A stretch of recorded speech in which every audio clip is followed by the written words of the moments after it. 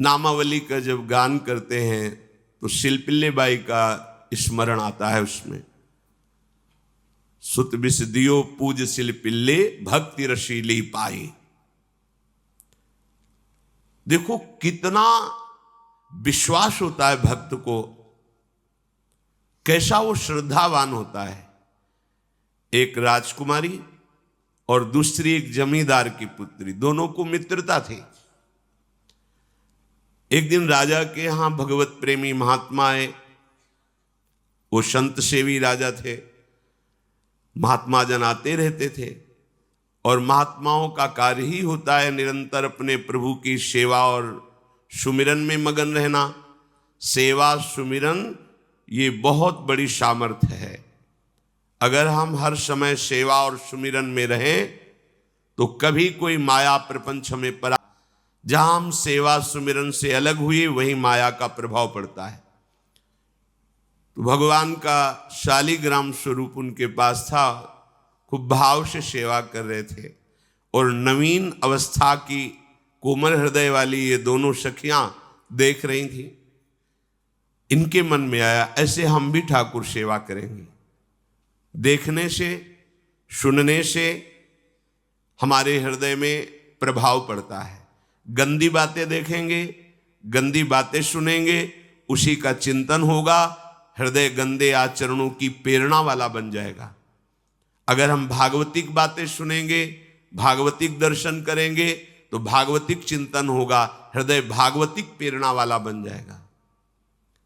कई दिन संत भगवान रुके, रोज सेवा कीर्तन कथा, सरल हृदया।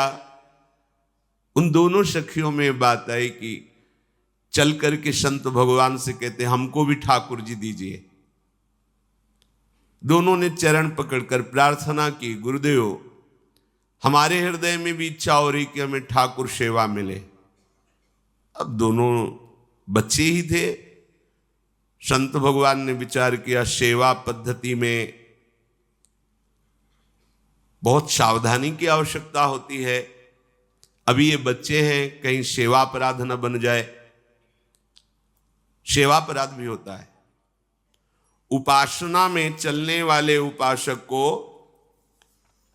सेवा अपराध और उप सेवा अपराध 32 ये 64, इन पर सावधान रहना चाहिए। ये गलती नहीं होनी चाहिए। जैसे आप ठाकुर सेवक हैं, अपने घर में सेवा विराजमान किए हुए हैं। अब जैसे आपको ठाकुर जी के दर्शन के लिए जाना है, तो जहां तक ठाकुर जी के दर्शन करने के लिए जाना है, हो सके तो पादुका न पहने, नंगे पैर दर्शन करने जाए।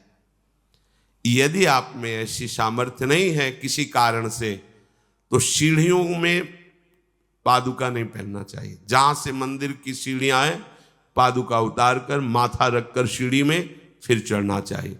खड़ाओं या पादुका पहन करके श्री विग्रह के दर्शन करने के लिए जाने में फिर अपराध लगता है। अरे अपने मालिक के दर्शन करने जा रहे हैं, स्वामी के दर्शन करने जा रहे हैं, प्रभु के दर्शन करने जा रहे हैं, तो अपनी कुटिया से और मंदिर तक नंगे पैर जाना चाहिए। ये भावना रखनी चाहिए। भरत जी जा रहे हैं प्रभु के दर्शन करने के लिए, अयोध्या से पैदल ही चले थे, तो सुकुमार चरणारविंद तो बड़े बड़े फफोके छाले पड़ गए थे। वशिष्ठ जी ने देखा, सबने मिलकर भरत जी से कहा पालकी पे बैठ जाइए। तो उनका हाँ, मेरे प्रभु यहाँ नंगे पैर चले हैं और मैं पालकी पे बैठ जाऊं? उचित तो यह है कि अपने प्रभु के दर्शन के लिए मैं जा रहा हूं, तो जहां जहां प्रभु के चरण पड़े वहां मेरा शीश पड़े, अर्थात सिर भर जाऊं। उचित मोरा सप्ते सेवक धर्म कठोरा। यहां मैं सर के बल चल के जाऊं पर असमर्थ हूं। तो आप कह रहे हैं पैर में छाले पड़ गए, आप सवारी में बैठ जाइए। ऐसा नहीं हो सकता। तो अपने प्रभु के दर्शन करने के लिए जब जाए तो हो सके, सामर्थ्य हो तो पादुका न पहने, कोई खड़ाऊं चप्पल जूता आदि ना पहने। अगर पहने हैं तो बस सीढ़ी तक ही पहन कर जाए, ऊपर सीढ़ियों के नहीं। इतने सुकुमार मत बनो, ये आग में जलाया जाएगा शरीर, ये गाड़ दिया जाएगा शरीर, इससे ज्यादा प्यार ना करो। अब इतना दृढ़ विश्वास कि ये बच्चे हैं, सेवा भाव कैसे पूर्ण कर पाएंगे? तो उन संत भगवान ने दोनों बच्चियों से कहा, आप कल ठाकुर जी लाएंगे, हम आपको दे देंगे। तो गांव में घूमे तो आसपास गोले गोले से पत्थर मिले, पत्थर लाए 2 और कहा कि ये लो तुम्हारे ठाकुर जी हैं। दोनों को दिया। देखो, गुरु वचनों पर और गुरु प्रदत्त सेवा वस्तु पर कितना भाव होना चाहिए। उन्होंने दृढ़ विश्वास किया कि मुझे भगवान गुरुदेव ने दिया, ये भगवान है मेरे। दोनों ने अपने हृदय से लगाया। अब एक जमींदार की पुत्री थी, एक राजकुमारी, स्वर्ण के सिंहासन में, और उनका नाम रखा शिलपिल्ले ठाकुर। शिल मतलब पत्थर, तो उनका तुम्हारे ठाकुर का नाम शिलपिल्ले गोविंद है। दोनों सिंहासन पर रखकर आराधना करती। भाव प्रतिपल बढ़ता गया, नाम निरंतर जप। गुरु प्रदत्त ठाकुर पर विशेष चमत्कार हृदय में प्रकट होता है यदि उन्हीं की नियमावली से चलो। अपने मन से बाजार से खरीद लाए, विराजमान किए हैं, कभी सेवा की कभी नहीं की, वो भी अच्छा है, कम से कम भागवतिक भाव तो है। लेकिन सिद्धि जो प्राप्त होती है वो गुरु कृपा से, गुरु प्रदत्त ठाकुर से। जैसे धन्ना जी को भांग के बट्टे में ठाकुर जी प्रकाशित हो गए, गुरु प्रदत्त। अब ये सखियां जब बड़ी हुई तो इनके ब्याह की बात हुई। तो जो राजकुमारी थी, उनका राजकुमार से किसी से ब्याह तय हुआ, ब्याह हो गया। अपने माता पिता से जब विदाई ली तो अपने ठाकुर जी को, जो सिंहासन में थे, सिंहासन से एक सुंदर पेटी में से और गोद में रखकर, और अंदर ही अंदर जल रही है कि प्रभु मैंने प्रीतम आपको माना है, संसार के व्यवहार में ये प्रीतम बना हुआ है, पर प्रभु हमारे प्रीतम 2 नहीं हो सकते, हमने हृदय से आपको माना। इसी विचार में वो बड़ी उदास है। पहले पालकियों में, ऐसा राज सैनिक चल रहे हैं, पालकियों में वो बहू जा रही है और राजकुमार घोड़े पर। राजकुमार बार बार पालकी के समीप जाता, दर्शन करने की इच्छा होती है ना, तो उदास देखता। मन में बड़ी गिलानी हुई। उसने कहा, एक नदी थी, उसने कहा यहां हम थोड़ी देर विश्राम करना चाहते हैं, राजकुमारी की पालकी रखी जाए और सैनिक दूर खड़े हो। वो राजकुमार वैसे ही आज्ञा हुई। तो बात करना चाहते हैं, पर वो ना देखती है और ना बात करती है। और इतना सुंदर रूप, क्योंकि ब्रह्मचारिणी और भगवत आराधना। अब उसके हृदय में जलन हुई कि ऐसा क्या है जो हमसे बात नहीं कर रही। बस बार बार ऐसे पिटारी खोल के ऐसे ठाकुर जी को देखती। नाम जप और सेवा के प्रभाव से वो सिल नहीं रह गया था, वहां उसको सांवरे श्याम सुंदर की झांकी मिलती थी। जब अपने शिलपिल्ले ठाकुर जी को देखती तो ललित त्रिभंगी श्री लालजू महाराज श्याम सुंदर दिखाए, अत्यंत आसक्ति। दत्त किसी भी शब्द में, किसी भी वस्तु में दिव्यता होती है, बस हमारी भावना होनी चाहिए। अरे बोले ये हम नहीं दे सकते, ये गुरु प्रदत्त है, नहीं हम प्राण दे सकते हैं, लेकिन ये नहीं। जिसका गुरु वचन पर, गुरु प्रदत्त वस्तु पर, गुरु प्रदत्त ठाकुर पर दृढ़ निष्ठा हो गई, वही सिद्ध हो जाता है। अब उसने समझ लिया कि पिटारी में जो कुछ है यही हमारे और राजकुमारी के बीच में बाधा है। 2-4 दासियों को बुलाया और कहा इनको बातों में उलझाओ, पिटारी पीछे हमें दो। और प्रवीण दासियां उनको विनोद भाषा में, हंसी मजाक में बात, लेकिन वो उदासीन। धीरे से गोद में पेटी थी, ले ली, हम लिए हुए हैं, आप बातचीत में सारा, और पेटी उनको दे दी। राजकुमार ने राजकुमारी से कहा यही पेटी तो हमारे आपके बीच में बात, फेंक दी नदी में। अब तो जो उसके हृदय में पीड़ा हुई, भारी व्याकुलता। अब राजकुमार सैनिकों के साथ तुरंत पालकी उठवाई, महल ले गया। पर वो आसक्त है, इतनी सुंदर राजकुमारी, क्योंकि भागवतिक तेज से संपन्न में आकर्षण होता है। राजकुमारी ने कहा यदि हमारे ठाकुर नहीं तो मैं नहीं। आज से अन्न जल त्याग, प्राण त्याग दूंगी अगर हमारे ठाकुर जी हमारे समीप नहीं तो आज से अब एक बूंद पा। कैसे पिए? अपने ठाकुर को भोग लगा के पाला है और ठाकुर जी फेंक दिए गए। भारी व्याकुलता, जैसे मीरा जी कहते दृश्य बिन दुख न लागे नैन, न रात में नींद है न दिन में अन्न जल है, व्याकुलता। अब भयभीत हो गया राजकुमार। पूरा महल इस विषाद से हो गया कि अगर नवीन राजकुमारी प्राण त्याग देती है तो क्या होगा लोक समाज में, कि अभी नवीन राजकुमारी गई, ये लोग ऐसे निर्दयी हैं कि ऐसा व्यवहार किया कि उसने प्राण त्याग दिया। राजकुमार घुटने में आ गया, घुटने टेक कर राजकुमारी से कहा, मैं तुम्हें दुखी नहीं करना चाहता पर मैं तुमको छोड़ भी नहीं सकता। अब हमें आप वो उपाय बताओ जिससे आप मुस्कुरा दो, आप प्रसन्न हो जाओ। तो उनका, हम अपने ठाकुर के बिना जीवित नहीं रह सकती। यदि आप हमें जीवित देखना चाहते तो हमारे ठाकुर जी ला के दो। ठाकुर जी को नदी में फेंक दिया था। पारिवारिक जनों के साथ राजकुमार उस नदी के तट पर गए और राजकुमारी से कहा, तुम्हें इतना प्रेम ठाकुर जी से, तो तुमसे ठाकुर जी कितना प्रेम करते हैं? अगर तुमसे ठाकुर जी प्रेम करते हैं तो मुझे प्रमाणित कर दो, तो मैं जीवन भर तुम्हारी आज्ञा में रहूंगा। अच्छा, तो तुम ये देखना चाहते हो कि ठाकुर जी हमसे कितना प्रेम करते हैं? हाथ फैलाया और आर्त भाव से पुकारा कि गोविंद, अब आपके बिना मैंने जीवित नहीं रहना। अंदर से जीव ही प्रार्थना की तो जल से सिंहासन सहित सिलपिल्ले भगवान जैसे कोई वायु के प्रवाह में आ रहा हो, ऐसे आए और छाती से चिपक गए। पूरा परिवार राजकुमार ये देख रहा था।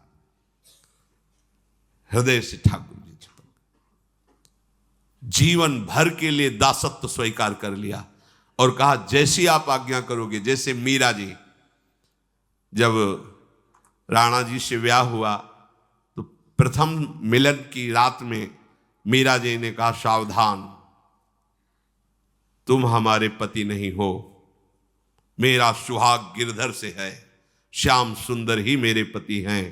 व्यवहार में तुम पति बने हो। यदि हमारी बात समझ पा रहे हो तो जीवन में कभी हमारा स्पर्श मत करना। ये जीवन केवल गिरधर के लिए, दूसरे के लिए नहीं। उतर गए शैया से और जैसे सेवक होता है, बोले, अहो भाग्य, मुझे ये सौभाग्य मिला कि इतनी महाभागवती की सेवा करने का। एकांत में मैं सदैव तुम्हारे शिष्य की तरह बर्ताव करूंगा, पर समाज में तुम्हें बहू की तरह बर्ताव करना होगा, नहीं तो लोग जीने नहीं देंगे। समाज में पत्नी की तरह और एकांत में गुरु शिष्य के। तुम हमारी गुरु होगी और हमसे ऐसा ही बर्ताव राणा ने जी, ऐसा ही उस राजकुमार ने दिया। हमारी भागवतिक निष्ठा ऐसी होनी चाहिए कि जो गुरु जी ने मंत्र दिया है, जो गुरु जी ने उपासना दी है, उसमें दृढ़ विश्वास होना चाहिए। हमारे अंदर किंचन मात्र फिसलाव नहीं होना चाहिए। और आगे जो महामहिम सूत्र है, जब तक हमारा मन प्रभु में समर्पित ना हो जाए तब तक पाप होने की संभावना होती है। बड़े बड़ों से चूक हो जाती है। इसमें यह नहीं कहा जा सकता कि हम इतने वर्ष से साधन में लगे, हमसे चूक नहीं होगी, ये तो भूल जाना। बड़े बड़ों से चूक करवा देना माया का कार्य होता है, पर जिनका मन प्रभु को समर्पित हो गया है उनसे चूक नहीं हो सकती। इसलिए जो अगला सूत्र वर्णन किया कि जितने भी पापाचरण होते हैं वो सब मेरे से होते हैं, ऐसा उपासक दृढ़ निश्चय करे। ऐसा नहीं कि पापाचरण भगवान से, भगवान करा रहे हैं। जिन लोगों का एक प्रश्न होता है कि जब सब कुछ भगवान करा रहे हैं, भगवान की इच्छा के बिना पत्ता भी नहीं हिलता, तो जो हम पापाचरण, गलत आचरण, वो भी तो भगवान ही करा रहे हैं। इस विषय को समझना है। आज के समाज का जो मानसिक स्तर है, जब हम त्याग की बात करते हैं कि गंदे आचरण नहीं करने चाहिए, तो जो समझाया जाता है और जो समझ है आज की आधुनिक, वो ये समझ है, कुछ ऐसे जनों ने ये निर्धारित भी किया है कि बहुत भोग कर लेने पर फिर समाधि की प्राप्ति होती है। अगर ऐसा होता तो लाखों लोग समाधि को प्राप्त होते, लाखों लोग बिना साधना के। क्यों? बचपन से लेकर के पूरे जीवन तक भोग ही भोग रहे, सब समाधि में पहुंच जाते। प्रायः सबके दिमाग में बात बैठी है कि अगर हम भोग ले तो हम मन को समझा सकते हैं, लेकिन आप बात अनुभव की समझ लीजिए कि आप भोगने के लिए जे ही गए तो मन के गुलाम बन करके गया, वो कभी तुम्हें मुक्त होने का अवसर नहीं देगा।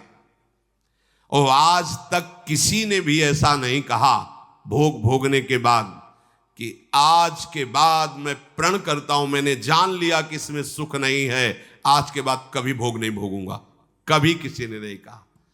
सबको इस दलदल में गिरने के बाद सदगुरु या भगवान ने ही निकाला है, स्वयं आज तक कोई निकल नहीं पाया, कोई नहीं निकल पाया। ये ऐसा दलदल है। पर लोगों की भ्रांति रहती है, इन भोगों के लिए लालायित हो रहा है, उन भोगों को खूब भोगूं, फिर बाद में अनुभव जब हो जाएगा तब हम इनका त्याग करके फिर भजन मार्ग में चलेंगे। जो भजन मार्ग में चलते हैं उनके मन में भी लगा रहता है कि अगर एक बार भोग लूं तो मन को समझा तो सकता हूं। यह है आधुनिक सोच, यह है हमारे मानसिक सोच का स्तर। सब लोग देख लीजिए। अब भागवतिक सोच और शास्त्र सिद्धांत का जो मत है वो ये है, ये डंके की चोट से गाया गया है और इसी मार्ग में चल करके समाधि को प्राप्त हुए महापुरुष। एक भी कोई ऐसा समाधिस्थ महापुरुष बता दिया जाए विश्व में जिसने भोगों के भोगने के बाद समाधि को प्राप्त हुआ हो। जैसे हम भोजन कर लेते हैं तो लगता है अब कुछ नहीं, लेकिन 6 घंटे व्यतीत होते होते पर्चा बन जाएगा कि ये चीज फिर चाहिए खाने को। ऐसे ही कोई भोग भोगने के बाद कुछ क्षण के लिए उससे विरति हो जाती है, ठीक है, लेकिन फिर कुछ मिनट होने के बाद फिर नई स्फुरना, नया संकल्प, नई क्रिया, नई भोग वासना सब हृदय में देख लो। इसके लिए किसी और से सलाह लेने की जरूरत नहीं है। इसलिए ये जो संतों का मत है, शास्त्र का मत है कि भोगों के भोगने से भोग वासना दृढ़ होती है, कामना बढ़ती है, ना कि शांति मिलती है। लेकिन आधुनिकता में भोगों को भोगने से शांति मिलती है, ऐसी धारणा बनी हुई है और ये गलत है। और ये इतनी गलत हो जाती है कि हम हत्या करने लगते हैं, हिंसा करने लगते हैं, पूज्य जनों के साथ दुर्व्यवहार करने लगते हैं। आज तक भोगों में इति नहीं हुई। देवयानी जी भगवान शुक्राचार्य जी की पुत्री हैं। वो इतनी सुंदर हैं कि कोई अप्सरा भी उनसे होड़ नहीं कर सकती, क्योंकि भगवान शुक्राचार्य की पुत्री जितेंद्री, पवित्र, भगवद आराधन संपन्न। बड़ा प्रसंग है, उसको ना लेते हुए हम सारांश में बता रहे। वृषपर्वा की पुत्री शर्मिष्ठा, ये असुर राजकुमारी है। दैत्यराज वृषपर्वा, उनकी पुत्री शर्मिष्ठा, और दैत्य गुरु भगवान शुक्राचार्य, उनकी पुत्री देवयानी बड़े समाज के साथ जंगल में गई हुई थी। एक बड़ा दिव्य सरोवर था, तुलसी में सब राजकुमारियां स्नान कर रही थी। अचानक वहां से कोई महात्मा निकले तो जल्दी में सबने वस्त्र धारण किए। तो शर्मिष्ठा के वस्त्र देवयानी ने और देवयानी के वस्त्र शर्मिष्ठा, वो महात्मा निकल गए। वहां कोई उनको टिकना तो था नहीं। देवयानी ने देखा कि मेरे पवित्र वस्त्र, देवयानी ने वस्त्र धारण नहीं किया शर्मिष्ठा के। जब वो महात्मा चले तो देखा कि हमारे वस्त्र राजपुत्री शर्मिष्ठा धारण किए। तो उनका, तुझे पता है मेरे वस्त्रों को स्पर्श करने का भी तेरे को अधिकार नहीं, तूने धारण कैसे कर लिया? तो उनका, ज्यादा मत बोल, इतना गुमान करके मत बोल। जैसे सब सेवक पलते हैं मेरे महाराज से, ऐसे तेरा पिता और तू भी मेरे महाराज के द्वारा ही पोषित है। क्योंकि तो राजा है, सारी सेवाएं वही देते हैं। ऐसा नहीं बोलना चाहिए, क्योंकि गुरु पुत्री है, आचार्य पुत्री है और सम्माननीय है। पर ऐसा वो बोल गई शर्मिष्ठा। देवयानी ने कहा, तुझे पता है अगर मेरे पिता की दृष्टि बदल जाए तो 2 मिनट में देवता तेरे पिता सहित संपूर्ण राज्य को नष्ट कर देंगे। मेरे पिताजी के भय से ही देवता आक्रमण नहीं कर। शुक्राचार्य मंत्रवेत्ता है। ज्यादा बात बढ़ गई तो राजकुमारी का शासन चलता है। उसने कहा इस गुरुपुत्री को उठाकर कुएं में डाल दिया जाए। और उस समय वस्त्र धारण नहीं की हुई थी, उनको उसी स्थिति में डाल दिया गया और वो चली गई। उसी समय शिकार खेलने के लिए महाराज ययाति चक्रवर्ती सम्राट तो आवाज सुनी। सैनिकों ने बताया कि कोई देवपुत्री है, दिव्य तेज प्रकाशित हो रहा है उनके शरीर से, और दूर से देखा है ऐसा लग रहा है कि शायद वो वस्त्रहीन भी हैं। उन्होंने कहा तुम लोग दूर जाओ, और स्वयं महाराज ययाति गए और उनको तो जब हाथ पकड़ के निकाला और अपने वस्त्र से उनको आवेष्टित किया तो उन्होंने कहा कि हमारी आर्य मर्यादा है, एक बार आपने हमारे शरीर को देख लिया और हमारे हाथ को पकड़ लिया, अब आप हमारे जीवन भर के लिए पति स्वरूप हैं, ये स्वीकार कीजिए। तो उन्होंने कहा कि देवपुत्री, मैं तो आपका परिचय भी नहीं जानता हूं, आप कौन हैं? तो उन्होंने कहा भगवान शुक्राचार्य की पुत्री देवयानी। घुटने पे हो गए तत्काल। उन्होंने कहा इतने बड़े महापुरुष की पुत्री के साथ मैं ब्याह कर सकूं, मेरी सामर्थ्य नहीं, क्योंकि मैं क्षत्रिय कुल में प्रकट हुआ राज परिवार से हूं और वो तो देवताओं के द्वारा भी वंदनीय है शुक्राचार्य जी। तो उनका आप निश्चिंत रहो, ये विषय मैं संभालूंगी, पर आप मेरे पति हैं, ये स्वीकार कीजिए। बोले यदि शुक्राचार्य जी इस पर राजी हैं तो हम ये बात स्वीकार करते हैं। शुक्राचार्य जी विलंब होने के कारण व्याकुल ही थे। देवयानी जी ययाति जी को लेके गई। बड़ा प्रसंग है, पर उन्होंने कहा जब आप राजी हैं तो हम राजी हैं। शुक्राचार्य जी राजी हुए और वृषपर्वा को सूचना दिया कि मैं तुम्हारे राज्य को त्याग कर जा रहा हूं। वो तो तत्काल आकर चरणों में गिरे, महाराज आपके बिना मेरा अस्तित्व क्या है, आप कैसे राजी हो सकते हो? बोले मेरी पुत्री को दिगंबर कर। शुक्राचार्य जी राजी हुए और वृषपर्वा को सूचना दिया कि मैं तुम्हारे राज्य को त्याग कर जा रहा हूं। वो तो तत्काल आकर चरणों में गिरे, महाराज आपके बिना मेरा अस्तित्व क्या है, आप कैसे राजी हो सकते हो? बोले मेरी पुत्री को दिगंबर करके कुएं में डाल दिया गया, मैं इस अपराध से बिल्कुल तुम्हें माफ नहीं कर सकते। बोले कोई उपाय? तो बोले देवयानी बोले।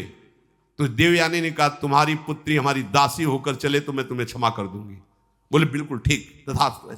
पूरे राज्य की रक्षा के लिए राजकुमारी शर्मिष्ठा को देवयानी की दासी भाव में अब महाराज ययाति के महल पे पहुंचे। देवयानी ने कहा कि ये जो दासी भाव में आई हुई हैं ये सर्वांग सुंदरी हैं और आपका कभी मन उधर चलना भी नहीं चाहिए, अगर चलेगा तो आप हमारे दंड के पात्र बन जाएंगे। स्वीकार कर लिया और बहुत दूर उनके लिए महल का निर्माण करवाया और वो सेवा में आती रही।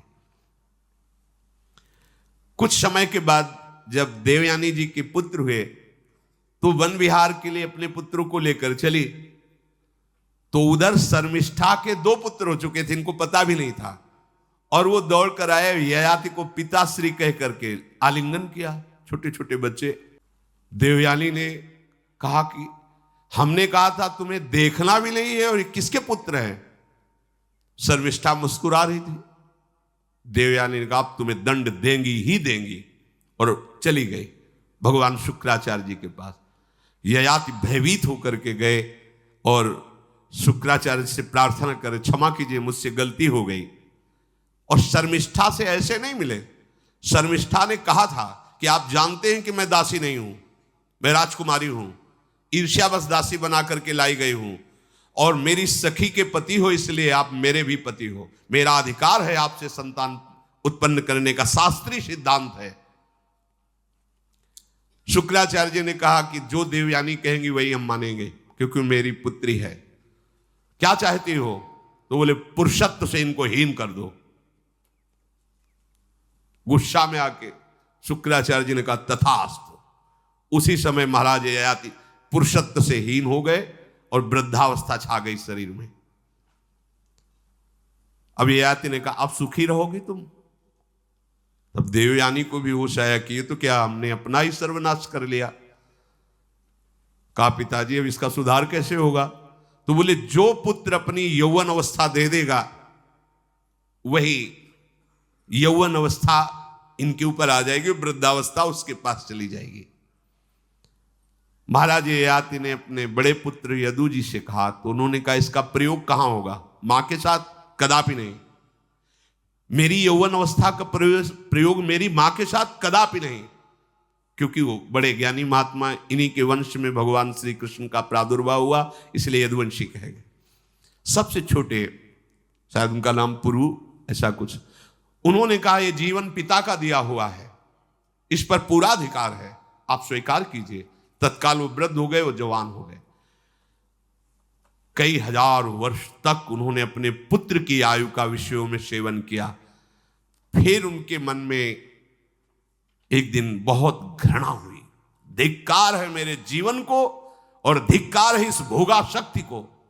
अपनी आयु तो गंवा ही दी, अपने पुत्र की भी आयु गंवा दी, फिर भी वैसे ही भोग वासना।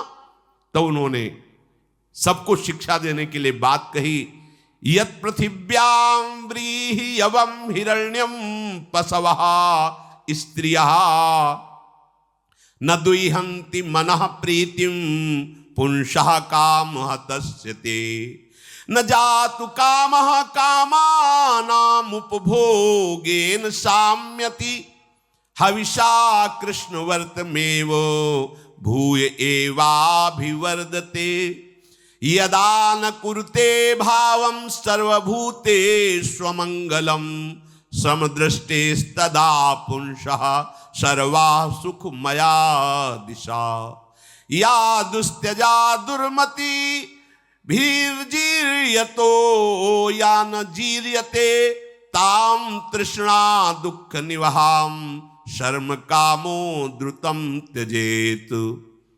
जिसका हृदय काम से व्याकुल हो गया है उसको त्रिभुवन की सारी सुंदरी स्त्रियां दे दी जाएं, जौ धान्य स्वर्ण पशु सब वैभव, तो भी वो कभी तृप्त नहीं हो सकता। ये महाराज ययाति का अनुभव।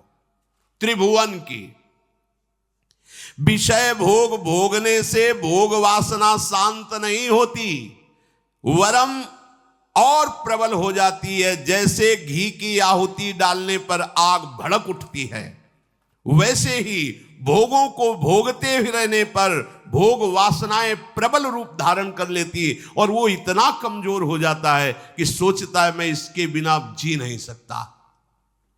जब मनुष्य किसी भी प्राणी से राग कर बैठता है तो उसके हृदय की सामर्थ्य नष्ट हो जाती है। किसी भी, देखो ना, छोटे छोटे नशाओं में इतना हम आसक्त हो जाते हैं, अब हम इसके बिना जी नहीं सकते। किसी भी वस्तु का जब हम भोग करते इसके बिना जी नहीं सकते। इसलिए सबको संदेश महाराज ययाति देते हैं, यदि तुम अपनी कामना को शांत करने वाले, रोकने वाले बन गए तो दसों दिशाएं तुम्हारे लिए सुखमयी हो जाएंगी। विषयी पुरुष को तृष्णा रात दिन जलाती रहती है, बहुत भोग भोगने पर भी वो कभी शांति या तृप्ति प्राप्त नहीं कर पाता।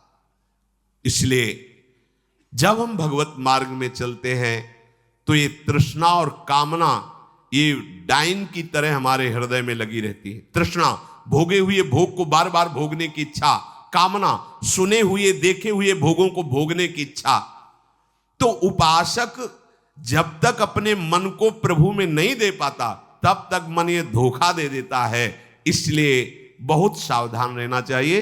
प्रभु की शरण में हो करके नाम जप करो और सदैव गुरुजनों की आज्ञा पर रहो, तो ये काम, कामना, वासना, ममता, आसक्ति, राग, द्वेष ये तुम्हें बांध नहीं पाएंगे। इनकी कृपा से आपको भगवत साक्षात्कार हो जाएगा। गुरु वाणी, संतों की वाणी, ये हमारा जीवन बन जाए। अगर ये जीवन नहीं है तो फिर मन हमें ऐसी जगह फंसा देगा जहां से हम निकल नहीं पाएंगे। इसलिए सावधान होकर जीवन व्यतीत कीजिए। बड़ा अमूल्य जीवन है, अमूल्य जीवन का लाभ है भगवत प्राप्ति, भगवत साक्षात्कार। श्री राधा वल्लभ लाल।